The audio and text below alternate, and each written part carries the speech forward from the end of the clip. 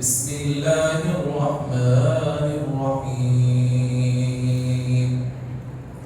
الرجال قوامون على النساء بما فضل الله بعضهم على بعض وبما أنفقوا من أموالهم فالصالحات قانتات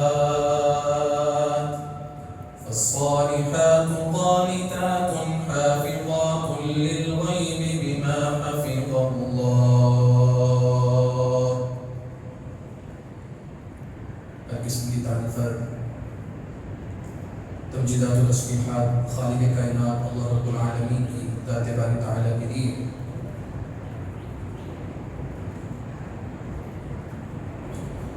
درود و سلام آقا دو جہاں امام الانبیاء جناب محمد رسول اللہ صلی اللہ علیہ وسلم کی ذات مقدسہ اور مطہرہ پہ. معزز سامعین و حضرات، قابل احترام بھائیوں، بزرگوں، نوجوان ساتھیوں، معززات و مکرمات دینی اسلامی ماں بہنوں، سابقہ خطبات میں نبی کریم علیہ التحیہ و تسلیم کی سیرت و زندگی کے ایک انتہائی اہم پہلو کو بیان کیا گیا ہے، اور وہ پہلو رسول اللہ صلی اللہ علیہ وسلم کی ازدواجی خانگی زندگی سے متعلق ہے. اور آپ ایک مثالی اور بہترین شوہر اور خامد ہونے کی حیثیت سے کیا سیرت و زندگی رکھتے ہیں، اس کے کئی ایک پہلوؤں کو زیر بحث لایا گیا ہے. سابقہ خطبہ جمعہ میں نبی کریم صلی اللہ علیہ وسلم کی اپنی ازواج کے لیے جو وقت نان نفقہ، باری اور رہائشوں سے متعلق تقسیم ہے، اس سے متعلق کچھ تفصیل کو زیر بحث لایا گیا تھا. آج کے خطبہ جمعہ میں نبی کریم علیہ تحیہ و تسلیم بحیثیت شوہر آپ نے کامیاب اور بہترین ازدواجی زندگی کے جو اصول اپنے عمل یا اپنی سیرت سے وضع کیے ہیں، ان اصولوں پہ کچھ گفتگو کرنے کا ارادہ ہے. اللہ رب العالمین سے دعا ہے کہ وہ اپنے حبیب جناب محمد کریم علیہ تحیہ و تسلیم کی سیرت کو سمجھنے اور اس پہ عمل پیرا ہونے کی ہم سب کو توفیق عطا فرمائے. عزیز بھائیوں، سننے والی بہنوں، رسول اللہ صلی اللہ علیہ وسلم کی سیرت و زندگی کا آپ جو بھی پہلو اٹھائیں گے یا پڑھیں گے، میں نے ذکر کیا تھا کہ سمجھ لیجئے کہ اس سے بڑھ کے کچھ نہیں ہے، اور جو رسول اللہ علیہ السلام نے کر کے دکھایا ہے یا آپ نے فرمایا ہے یا آپ نے جو اصول یا جو ٹرینڈ سیٹ کیا ہے وہی سب سے بہترین ہے.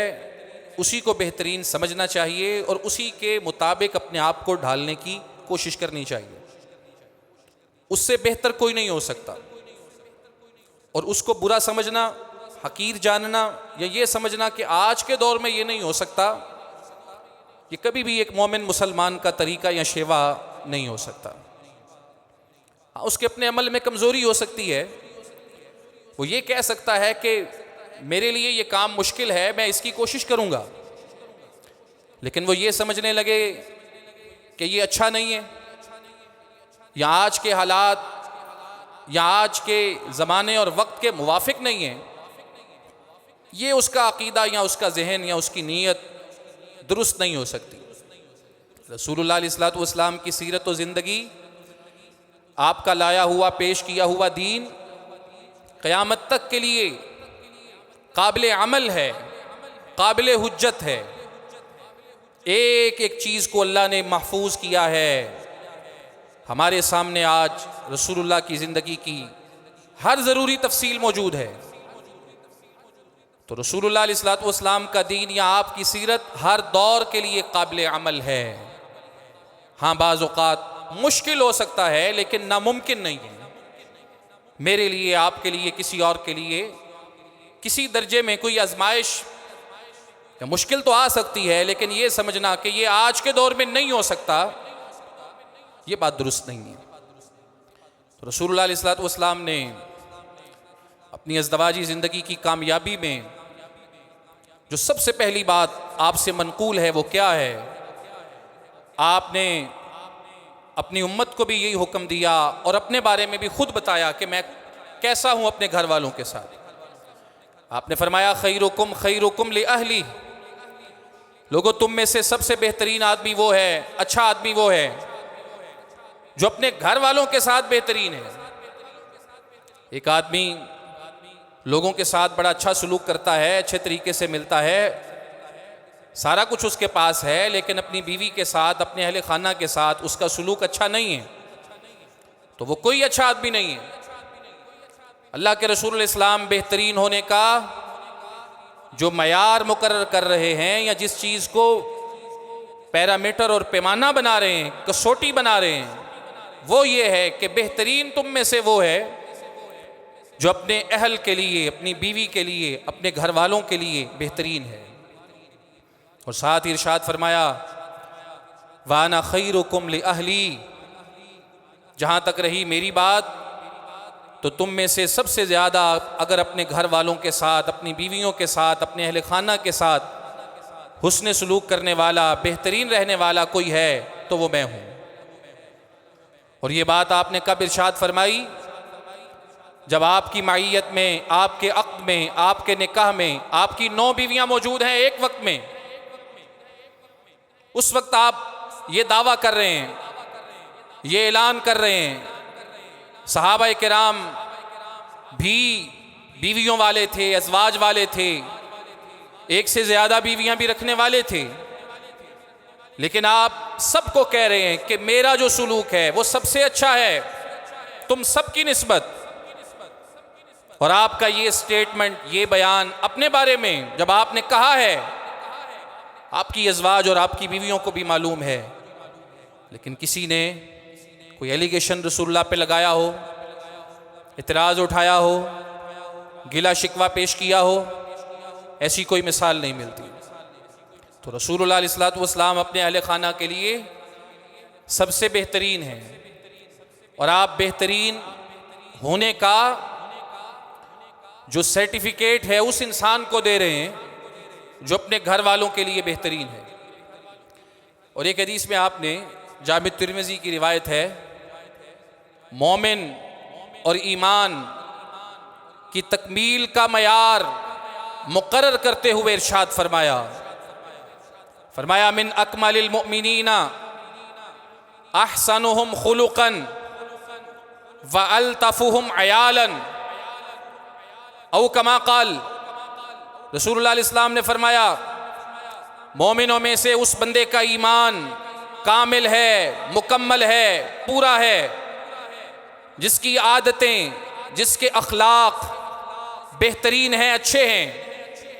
وَأَلْطَفُهُمْ بِأَهْلِهِ، اس بندے کا ایمان مکمل ہوتا ہے، وہ کامل مومن ہے جو اپنی بیوی کے ساتھ، اپنے اہل خانہ کے ساتھ نرمی کرنے والا ہے. اور یہ تو آپ نے جو کہا اور فرمایا، رسول اللہ علیہ الصلوۃ والسلام کی سیرت کو بھی دیکھیں. اگر آپ روایات کو پڑھیں گے، احادیث کو پڑھیں گے، واقعات کو جانیں گے، آپ کے فرامین کو جمع کریں گے، تو باتیں اس قدر زیادہ ہیں کہ انہیں 1 2 4 6 خطبوں کے اندر اکٹھا کرنا، بیان کرنا، سمونا بڑا مشکل ہے. لیکن اگر اختصار رکھا جائے، سمرائز کیا جائے، مختصر طور پہ چیزوں کو بیان کیا جائے، تو جو مجھے سمجھ آئی وہ یہ ہے، رسول اللہ علیہ الصلوۃ والسلام کا اپنے اہل خانہ کے ساتھ، اپنی ازواج کے ساتھ جو حسن سلوک ہے، اس کا سب سے پہلا اصول یہ ہے کہ آپ اپنے اہل خانہ کو، اپنی بیویوں کو محبت، عزت اور تیسرے نمبر پہ عدل، انصاف مہیا کرنے والے تھے، فراہم کرنے والے تھے۔ یہ بنیادی طور پہ تین چیزیں ہیں جو کامیاب ازدواجی زندگی کی ضامن ہیں۔ رسول اللہ علیہ الصلوۃ کی سیرت میں، آپ کی زندگی میں بنیادی طور پہ یہ تین چیزیں ہیں، یہ تین اصول ہیں: محبت، عزت و تکریم، اور تیسرے نمبر پہ عدل اور انصاف۔ اللہ کے رسول علیہ الصلوۃ کی زندگی میں اپنی ازواج کے ساتھ آپ کو بنیادی طور پہ یہ تین چیزیں ملیں گی۔ اور اگر آپ روایات سیرت کو جمع کریں گے، دیکھنا چاہیں گے، پڑھنا چاہیں گے، پرکھنا چاہیں گے، تو یہ جو اصول میں نے آپ کو بتائے، اس کی آپ کو بڑی مثالیں ملیں گی، بہت مثالیں۔ لیکن زیادہ لمبی چوڑی بات کرنے کی بجائے اختصاراً سمجھیں۔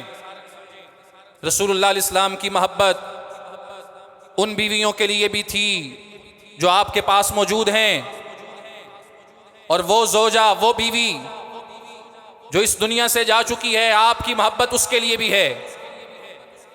اور محبت سے بڑھ کے اللہ کے رسول علیہ السلام کا اسلوب یہ ہے کہ آپ اپنی اس محبت کا اظہار اپنی ازواج کے لیے موقع بر موقع، وقتاً فوقتاً کیا کرتے ہیں۔ جہاں محبت ہے وہاں اس محبت کا اظہار بھی ہے۔ اور ایک حدیث میں آپ نے عام اصول بتایا، عام لوگوں کے لیے، عام لوگوں کے حوالے سے فرمایا، اگر تمہیں کسی کے ساتھ محبت ہے تو تمہیں چاہیے اسے بتاؤ، اسے خبر دو۔ اور جہاں معاملہ اپنی ازواج کا ہے، اہل خانہ کا ہے، بیویوں کا ہے، وہ تو عام لوگوں سے کہیں زیادہ ضروری اور اہم ہے۔ اور رسول اللہ علیہ الصلوۃ کی زندگی اور سیرت میں یہ بات آپ کو ملے گی کہ وہاں محبت بھی ہے، اظہار محبت بھی ہے۔ اور جو ازواج آپ کی معیت میں، زندگی میں اس وقت موجود ہیں، ان کے لیے بھی ہے، اور جو آج موجود نہیں ہیں ان کے لیے بھی ہے۔ سیدہ عائشہ رضی اللہ عنہا کہتی ہیں، رسول اللہ علیہ الصلوۃ کو ہم نے دیکھا، ہم نے سنا، آپ بڑی کثرت کے ساتھ ذکر کیا کرتے تھے اپنی زوجہ سیدہ خدیجہ رضی اللہ عنہا کا، ذکر بھی کرتے، اور فرمایا سیدہ خدیجہ کو اس قدر یاد کرتے، آپ کے ذہن پہ اس قدر چھائی رہتی تھی کہ اگر آج قربانی کا جانور ذبح کیا ہے، گوشت بنا ہے، تو سیدہ خدیجہ رضی اللہ عنہا کا جن خواتین کے ساتھ تعلق تھا، رسول اللہ ان کا بھی لحاظ کرتے، انہیں گوشت بھیجتے۔ کہا ایک دن آپ گھر میں بیٹھے ہوئے تھے، اچانک سے ایک خاتون اندر آئی، سلام کیا، رسول اللہ علیہ السلام کو یوں لگا جیسے خدیجہ آ گئی ہیں، فوراً اٹھے، لیکن ایک دم سے یاد آیا کہ خدیجہ تو اس دنیا میں نہیں، وہ کہاں سے آ گئی؟ سامنے دیکھا تو خدیجہ کی بہن تھی حالہ بنت خویلد، کہنے لگے اللہم ہذہ انہا حالۃ بنت خویلد، ہائے اللہ مجھے آج اپنی زوجہ اور بیوی خدیجہ یاد آئیں، جبکہ یہ آنے والی خاتون خدیجہ نہیں، خدیجہ کی بہن ہے۔ اور سیدہ عائشہ رضی اللہ عنہ فرماتی ہیں، آپ کا ذکر اتنا زیادہ ہوتا ہمارے گھر میں، کئی دفعہ مجھے غیرت آتی۔ ایک دن میں نے پوچھ لیا، اللہ کے رسول آپ ان کا ذکر اس قدر زیادہ کیوں کرتے ہیں؟ ان کے بارے میں نے سنا ہے بڑھاپے کی وجہ سے ان کے منہ سے کچھ دانت نکل گئے تھے، اور میں نے سنا ہے ان کے مسوڑے سرخ تھے، لیکن اس کے باوجود آپ ان کو یاد کرتے ہیں، اس کی وجہ کیا ہے؟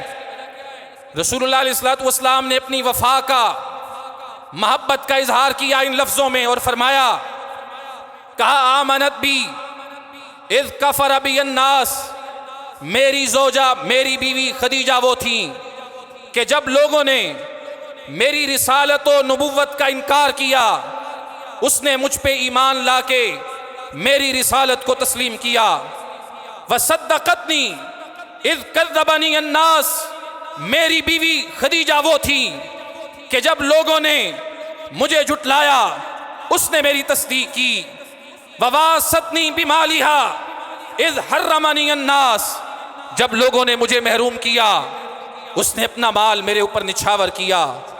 ورزقنی اللہ والدہا، اور یہ میری وہ واحد بیوی تھی جس کی بدولت، جس کے بطن سے اللہ نے مجھے اولاد دی. اور رسول اللہ رو دیتے یہ یاد کر کے کہ ایسی وفا کہ جب قریش مکہ کی طرف سے 3 سال کے لیے ہمارا معاشرتی بائیکاٹ کیا گیا، معاشرے سے ہمیں کاٹ دیا گیا، ہم کچھ خریدیں کچھ بیچیں، پابندی لگائی گئی. اس وقت میری وہی بیوی تھی جو پتے کھا کے اپنی بیٹیوں کے ساتھ گزارا کر رہی تھی شیب ابی طالب میں. رسول اللہ کہتے ہیں جس بیوی کی میرے ساتھ یہ لازوال محبت اور قربانیوں کی داستان ہو، اے عائشہ میں کبھی زندگی میں اسے کیسے بلا سکتا ہوں.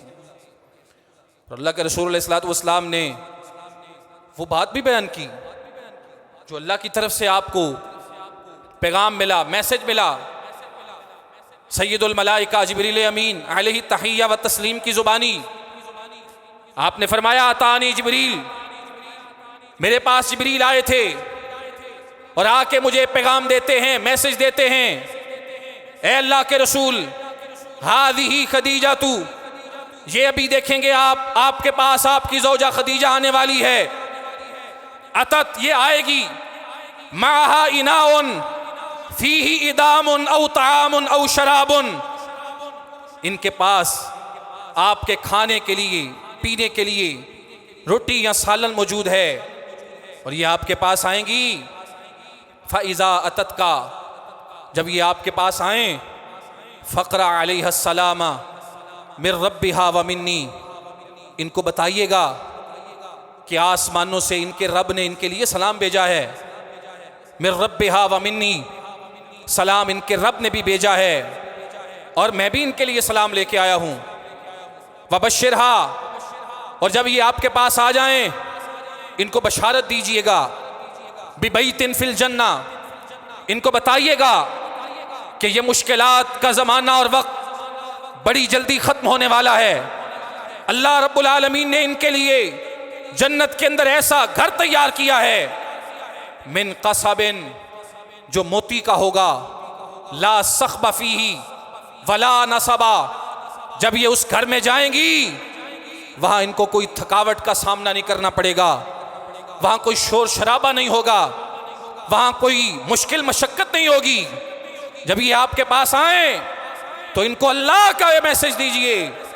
جناب رسول اللہ علیہ الصلوۃ والسلام خود بھی محبت کرنے والے، وفا کرنے والے، اور آپ کو آپ کی ازواج کی طرف سے بھی وفا ملنے والی، اور اس کے نتیجے میں اللہ کی طرف سے آپ کو اور آپ کی ازواج کے لیے فضائل، مناقب، بشارتیں، خوشخبریاں سنائی جاتی ہیں. یہ اللہ رب العالمین کا آپ پہ، آپ کی ازواج پہ، امہات المومنین پہ بہت بڑا انعام ہے. رسول اللہ علیہ الصلوۃ والسلام کی سیرت و زندگی ان چیزوں کو میرے اور آپ کے لیے واضح کر رہی ہے. اور آپ دیکھیں رسول اللہ علیہ الصلوۃ والسلام کی محبت جہاں اپنی ازواج کے لیے ہے، وہیں ازواج کی طرف سے بھی وہی سلوک آپ کے ساتھ کیا گیا ہے. رسول اللہ علیہ الصلوۃ والسلام جب مرض الموت میں ہیں، اپنی آخری بیماری میں ہیں، بیمار ہیں، تو آپ روزانہ یہ سوال کرتے ہیں آج میں کس کے گھر ہوں گا، آج رات کس کی باری ہوگی. آپ یہ سوال کرتے ہیں، یہ پوچھتے ہیں. آپ کو بتایا جاتا ہے آج فلاں کی، آج فلاں کی، آج فلاں کی. آپ کی ازواج سمجھ گئیں کہ رسول اللہ کو انتظار ہے سیدہ عائشہ کی باری کا. مشورہ کیا، رسول اللہ کو منتقل کر دیا سیدہ عائشہ کے گھر میں. یہ کیا ہے؟ رسول اللہ سے ازواج کی محبت ہے. ایک دفعہ مطالبہ آیا تھا خرچوں کا، رسول اللہ ناراض ہو گئے تھے. اس کے بعد قرآن کی آیتیں آئی تھیں، یا ایھا النبی، اے پیغمبر، قل لازواجک، اپنی بیویوں سے پوچھ لیں، ان کو کہہ دیں اگر ان کو دنیا کی زندگی چاہیے تو آئیں، میں دیتا ہوں، رخصت کرتا ہوں، میرا ان کے ساتھ پھر کوئی تعلق نہیں ہوگا۔ اگر اللہ اور اس کے رسول کا تعلق چاہیے تو پھر یہ مطالبات نہیں چلیں گے۔ رسول اللہ نے یہ آیتیں پڑھ کے سنائیں۔ سب سے پہلے سیدہ عائشہ کو کہا تھا کہ یہ اللہ کی طرف سے تمہیں اختیار دیا گیا ہے، چاہو تو میرے پاس رہو، چاہو تو رخصت ہو جاؤ، اور کہا یہ فیصلہ کرنے میں، اختیار کو استعمال کرنے میں اپنے ابا جی سے، اپنی اماں سے مشورہ کر لینا۔ سیدہ کہتی ہے میں مسکرا پڑی اور آپ کو جواب دیا کہ آپ کہتے ہیں میں اپنے والدین سے مشورہ کروں ایسی بات پہ جو مشورہ کرنے والی ہے ہی نہیں، زندگی کے اندر یہ سوچ ہے ہی نہیں کہ آپ کو چھوڑ کے کہیں جایا جائے گا۔ رسول اللہ کی طرف سے یہ اختیار ساری بیویوں کو پیش کیا گیا، لیکن سب نے قبول کیا ہے آپ کی معیت کو، آپ کی زوجیت کو، آپ کے عقد کو۔ یہ ان کی وفا ہے، یہ ان کی محبت ہے، اور اس کا جواب جناب رسول اللہ علیہ السلام کی طرف سے دیا گیا ہے، محبتوں کے ساتھ، پیار کے ساتھ، عزت کے ساتھ، تکریم کے ساتھ۔ اور اس سے بڑھ کے ان سب چیزوں میں جس نے آپ کے ازدواجی تعلق کو بہترین سے بہترین بنایا وہ آپ کا عدل تھا۔ اور آپ کا عدل کن چیزوں میں تھا؟ کچھ وہ چیزیں جن کا ذکر میں نے سابقہ خطبے میں کیا۔ بیویوں کو خرچ دینے کے معاملے میں عدل، رسول اللہ علیہ السلام نے رہائشیں دی، عدل کیا، اس کے علاوہ وقت دیا، باری مقرر کی، عدل کیا۔ یہ وہ عدل تھا جو آپ نے اپنی ازواج کے مابین اشیاء بانٹنے میں کیا، اور آپ کے عدل میں رشتوں کا عدل بھی موجود تھا۔ رسول اللہ علیہ السلام کی ازدواجی زندگی میں آپ کے آس پاس آپ کا بڑا خاندان ہاشمی، قریشی سارا موجود ہے، آپ کے چچا بھی ہیں اور ان کی اولادیں بھی ہیں، رشتہ دار بھی ہیں، سارے موجود ہیں، آپ کی بیٹیاں بھی ہیں، لیکن آپ کے ازدواجی تعلق میں ایک عدل تھا، آپ کو ایک بیلنس نظر آئے گا۔ ایسا کبھی نہیں ہوا کہ ایک رشتے اور ایک تعلق کی وجہ سے دوسرا تعلق ڈسٹرب ہو گیا ہو، ایک تعلق کی وجہ سے دوسرا خراب ہو گیا ہو، بلکہ ان کے اندر توازن تھا، ان میں ایک بیلنس تھا۔ رسول اللہ علیہ السلام کے تعلقات میں توازن اور بیلنس ایسا موجود تھا کہ کبھی کسی کو دوسرے پہ اعتراض نہیں ہوتا۔ اور آپ کی زندگی کو اٹھا کے دیکھیں، اگر کبھی آپ کی بیٹی کی طرف سے کوئی بات آئی ہے، سیدہ فاطمہ کی طرف سے، تو رسول اللہ علیہ السلام نے وہاں پہ بھی توازن کو رکھا ہے، عدل کو قائم رکھا ہے، بیلنس کو رکھا ہے، اور سکھایا اور بتایا ہے کہ ایک سے زیادہ رشتے جب آپ کی زندگی میں ہوتے ہیں آپ ان کو کیسے مینج کریں گے۔ ہر رشتے کو اس کی جگہ پہ رکھیں گے۔ جو بیٹی ہے وہ اپنی جگہ پہ ہوگی، اولاد اپنی جگہ پہ، بیویوں کا جو مقام اللہ نے رکھا ہے اس مقام پہ انہیں رکھو، اور جو مقام اللہ نے والدین کا بنایا ہے اس رشتے اور مقام کو اسی جگہ اور اسی حصے میں رکھو۔ ہمارے ہاں آج کل لوگوں کے لیے ایک بڑا چیلنج ہوتا ہے جب ازدواجی زندگی میں کوئی دوسرا رشتہ ٹکر پہ آ جاتا ہے، اور بطور خاص ہمارے بر صغیر کے معاشرے میں اکثر طور پہ بیویوں کے مقابلے میں جو رشتہ ٹکر پہ آ جاتا ہے وہ ماؤں کا ہوتا ہے، اور ایک عام مسلمان کے لیے، ایک عام آدمی کے لیے بڑا مشکل ہو جاتا ہے ان دونوں رشتوں کو مینج کرنا۔ اور اس میں افراط و تفریط یہ ہے، ایکسٹریمزم یہ ہے، انتہا پسندی یہ ہے کہ انسان ایک طرف کا ہو جائے دوسری طرف کو چھوڑ دے، اور دونوں طرف کی انتہا پسندی اللہ رب العالمین کو قبول نہیں ہے، یہ ظلم ہے۔ اگر کسی انسان نے اپنا سارا وزن بیوی کی طرف ڈال دیا ہے، جو حق اللہ نے والدین کا اس کے سر رکھا تھا، اس کے ذمہ لگایا تھا، اسے بھول گیا ہے۔ اسے آج بالکل یاد نہیں کہ مجھے دنیا میں لانے والے کون تھے، مجھے پیدا کرنے والی میری ماں، حملتہ کرہن ووضعتہ کرہا، جس نے بڑی مشقت کے ساتھ مجھے اٹھایا، مجھے جنم دیا، مجھے پالا اور پوسا، جس کی چھاتی سے اللہ نے میری خوراک کا، میرے لیے دودھ کا انتظام کیا، جسے میرا رونا کبھی قبول نہیں تھا، میری تکلیف جسے انتہا درجے میں مشکل میں ڈال دیتی تھی، اگر آج اسے کچھ بھی یاد نہیں اور وہ ایک طرف کا ہو کے رہ جائے، بیوی کا ہو کے رہ جائے، والدین کا کیا فرض ہے، کیا حق ہے، اللہ نے اس کے ذمہ لگایا ہے، ان سب چیزوں کو ایک سائڈ پہ رکھ دے، ایسا شخص ظالم ہے، زندگی کے اندر کامیابی کبھی بھی نہیں پا سکتا۔ اس ظلم کی نحوست کا، بے برکتی کا سامنا اسے ضرور کرنا پڑے گا۔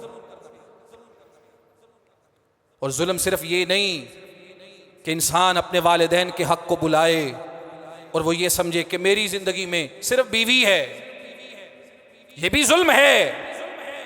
اور جو عورتیں، جو بیویاں اپنے شوہروں کو پابندیاں لگاتی ہیں نا ان پہ، اور ایسی ڈکٹیشن دیتی ہیں کہ فلاں کو تم ملو گے، فلاں کو نہیں ملو گے، فلاں کے ساتھ تعلق ہوگا، فلاں کے ساتھ نہیں ہوگا، انہیں اللہ سے ڈرنا چاہیے۔ رشتہ داری کو توڑنا، قطع کرنا، اور بالخصوص وہاں پہ جہاں پہ خون کے رشتے ہوں، اور اس سے بھی بڑھ کے جہاں مقابلے میں والدین کا رشتہ ہو، اگر کوئی خاتون اپنے شوہر کو بھڑکا رہی ہے اور اسے غلط گائیڈ کر رہی ہے، مس گائیڈ کر رہی ہے، تو اسے اللہ سے ڈرنا چاہیے۔ رسول اللہ علیہ السلام کا فرمان ہے، جس بندے نے بھڑکایا کسی مرد کو، کسی عورت کو، کسی غلام کو، کسی کے خلاف، فلیس منا، اس کا ہمارے ساتھ کوئی تعلق نہیں ہے۔ جہاں پہ یہ ظلم ہے کہ سارا وزن بیوی کے پلڑے میں ڈالا جائے، والدین کو اگنور کیا جائے، وہیں پہ یہ بھی ظلم ہے کہ سارا وزن ماشاءاللہ ماں کا بڑا فرمانبردار ہے، والدین کا بڑا فرمانبردار ہے، لیکن جو حق اللہ نے اس کے ذمے بیوی کا رکھا تھا اس کا اسے کوئی خیال نہیں، کوئی پاس نہیں، کوئی پتہ نہیں، اور یہ سمجھتا ہے کہ والدین ہی ہیں میرے لیے سب کچھ۔ اگر کوئی اس طرح چلتا ہے تو یہ شخص بھی ظلم کرنے والا ہے۔ یاد رکھیں، اللہ رب العالمین نے جہاں پہ ماں باپ کے ساتھ ظلم کرنے کی اجازت نہیں دی، وہیں پہ بیوی کے ساتھ ظلم کرنے کی بھی اجازت نہیں دی۔ جس اللہ نے ماں باپ کے ساتھ ظلم کرنے سے روکا ہے، ان کے حقوق متعین کیے ہیں، اسی اللہ نے بیویوں کے ساتھ ظلم کرنے سے بھی روکا ہے، ان کے حقوق بھی متعین کیے ہیں۔ اور اگر کوئی یہ سمجھتا ہے کہ میں نے اگر والدین کو اگنور کیا تو اللہ میری پکڑ کرے گا، لیکن بیوی کے حقوق اگر میں نے پامال کیے تو پھر مجھے کبھی کہیں نہیں پوچھا جائے گا، وہ یاد رکھے۔ رسول اللہ علیہ السلام کا فرمان، آپ حجۃ الوداع کا خطبہ دے رہے ہیں، وہاں پہ بھی یہ بات کہتے ہیں، اتقوا اللہ فی النساء، اتقوا اللہ فی النساء، اتقوا اللہ فی النساء۔ لوگوں، عورتوں کے معاملے میں اللہ سے ڈرو، بیویوں کے معاملے میں اللہ سے ڈرو، بیویوں کے معاملے میں اللہ سے ڈرو۔ اور آپ کی مرض الموت کی جو وصیتیں ہیں ان کے اندر بھی یہ وصیت رہی، النساء النساء النساء، کہ بیویوں کے معاملے میں، عورتوں کے معاملے میں اللہ سے ڈرو، اللہ سے ڈرو، اللہ سے ڈرو۔ تو ظلم کی اجازت نہ والدین کے ساتھ ہے نہ بیویوں کے ساتھ ہے۔ یہاں انسان کو کرنا کیا ہے؟ اسے یہ دیکھنا ہے کہ صحیح کیا ہے اور غلط کیا ہے۔ جو بات درست اور صحیح ہے اسے اس چیز کو اپنانے کی کوشش کرنی ہے۔ ہاں، والدین کی غلطی بتاتے ہوئے حکمت کو سامنے رکھے گا، وہ یہ جانے گا کہ میرے اللہ نے مجھے قرآن میں یہ بتایا ہے، اما یبلغن عندک الکبر احدہما او کلاہما فلا تقل لہما اف ولا تنہرہما وقل لہما قولا کریما۔ میرے اللہ نے مجھے یہ بتایا ہے، اگر تیرے والدین دونوں یا ان میں سے کوئی ایک بوڑھا ہو جائے، بڑھاپے میں چلا جائے، فلا تقل لہما اف، انہیں اف نہیں کہنا، ولا تنہرہما، ان کو ڈانٹنا نہیں ہے، وقل لہما قولا کریما، ان کے لیے جب بھی بات کرنی ہے نرم بات کرنی ہے، وَاخْفِضْ لَهُمَا جَنَاحَ الذُّلِّ مِنَ الرَّحْمَةِ، اور رحمت کے، شفقت کے پر جیسے ایک پرندہ اپنے بچوں کے لیے بچھاتا ہے ویسے تو اپنے والدین کے لیے بچھا دے۔ وَقُلْ رَبِّ ارْحَمْهُمَا كَمَا رَبَّيَانِی صَغِیرًا، اور اللہ سے ان کے لیے دعا کیا کر، اے میرے رب جس طرح وہ مجھ پہ رحم کرتے رہے تو ان پہ رحم فرما، اخلاق کے ساتھ، آداب کے ساتھ، نرم گفتگو کے ساتھ، نرم لہجے کے ساتھ انہیں نصیحت بھی کرنی ہے، صحیح اور حق کا پیغام ان کو پہنچانا ہے۔ اور ہاں اس چیز کو بھی ذہن میں رکھنا ہے کہ آج تو جوان ہے، تیری بیوی جوان ہے، جو حوصلہ، صبر، کیپیسٹی، استطاعت، بساط اللہ نے جوانوں کو دی ہوتی ہے وہ بوڑھوں کے پاس نہیں ہوتی۔ بڑھاپے میں جا کے قوتیں کمزور ہو جاتی ہیں، برداشت کم ہو جاتی ہے، حوصلہ صبر اس میں فرق آ جاتا ہے۔ اس چیز کو ذہن میں رکھنا، یہ رکھ کے سلوک کرنا ہے، تعامل کرنا ہے، معاملہ کرنا ہے، لیکن یہ چیز ذہن میں رہے کہ سارا وزن اٹھا کے ایک پلڑے میں ڈالنا یہ کوئی والدین کی خدمت نہیں ہے۔ یہ جو ظلم ہے اللہ اس کی قطعاً اجازت نہیں دیتا۔ اپنے ہاتھوں سے والدین کو مجرم بناؤ، ان سے ظلم کرواؤ، اللہ اس چیز کی اجازت نہیں دیتا۔ اور آج کل تو کئی گھروں سے ایسی خبریں ملتی ہیں کہ سسر نے بہو پہ ہاتھ اٹھایا، ساس نے بہو پہ ہاتھ اٹھایا۔ اور ابھی یہ کچھ عرصہ پہلے کی خبر ڈسکا شہر کی، سیالکوٹ کی، کہ جہاں پہ ساس نے، نندوں نے مل کے مرڈر کیا ایک بہو کا اور اس کی لاش کے ٹکڑے کر کے چھپائے۔ یہ آپ کے معاشرے کی خبر ہے، کہانی ہے۔ اور شوہر صاحب کدھر تھے؟ وہ باہر کے ملک ہوتے ہیں۔ ان کو اس وقت پتہ چلا جب سب کچھ ہو گیا تھا۔ یہ رسول اللہ علیہ السلام کے دین پہ چلنے والا معاشرہ نہیں ہو سکتا جو آپ کے عشق میں، آپ کی محبت میں جھنڈیاں تو لگائے، بازار بھی سجائے، لائٹنگ بھی کرے، کھانے بھی تقسیم کرے، لیکن جہاں پہ آپ کی سیرت کو اپنانے کی بات آئے وہاں پہ رسول اللہ کے دین کو پسے پشت ڈالے۔ اور آپ کا دین کیا ہے؟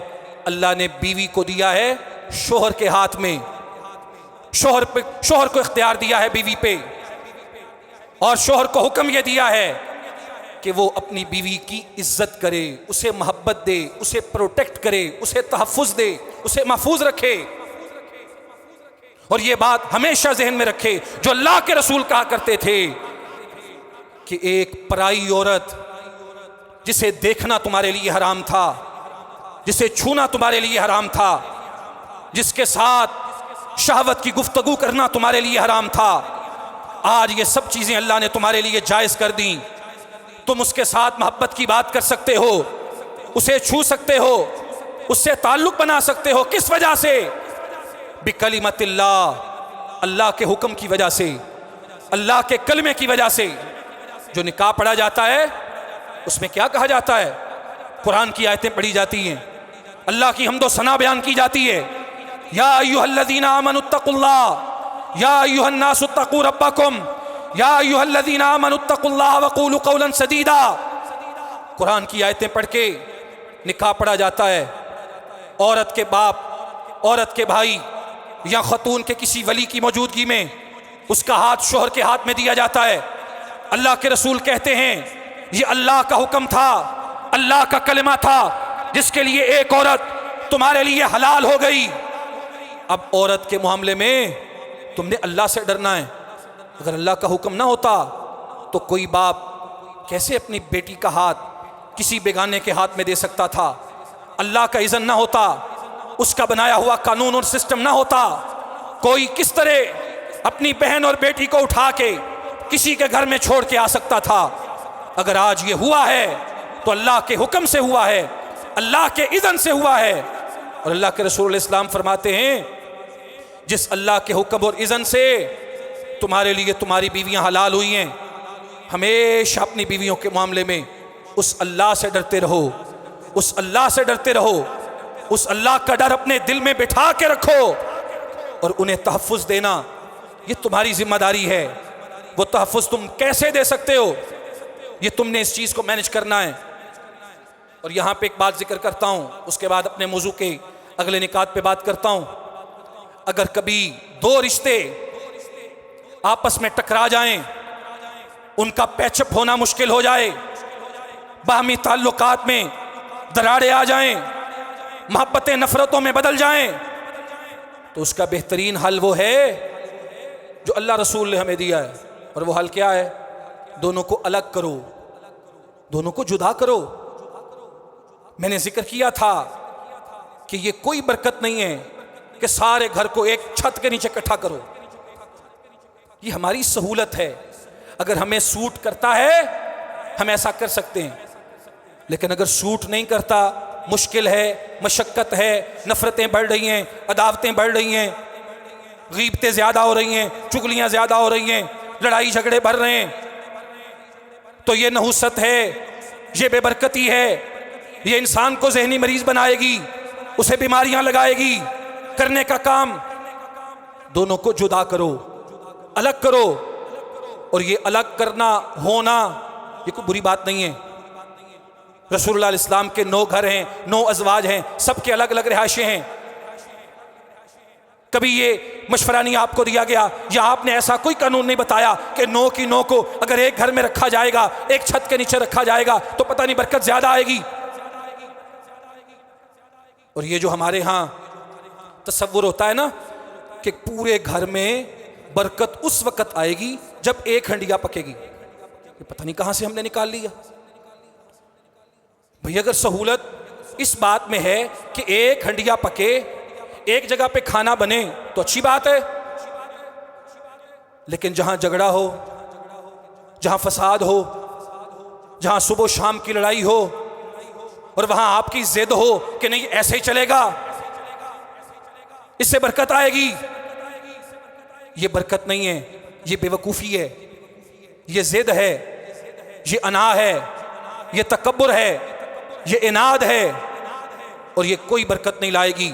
یہ نحوست لائے گی، تباہی لائے گی، گھروں کو برباد کرے گی. گھروں کو جوڑنے کے لیے حکمت یہ ہے، حکمت عملی یہ ہے کہ وہ رستہ اختیار کیا جائے، وہ طریقہ اختیار کیا جائے جس میں سب کے لیے راحت ہو، سب کے لیے سکون ہو. وہ طریقہ اگر اکٹھے رہ کے حاصل ہو جائے تو بہت اچھی بات ہے. اگر اس کا نتیجہ یہ ہو کہ الگ الگ رہائش دی جائے، الگ الگ کچن دیا جائے، الگ الگ پرائیویسی کا انتظام کیا جائے، تو وہ کرنا ایک شوہر کی ذمہ داری ہے.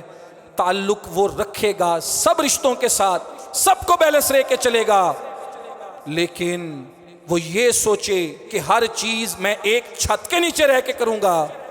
ایسا کرنا کوئی ضروری نہیں ہے. جس طرح انسان کی سہولت ہے وہ ویسا کرے گا.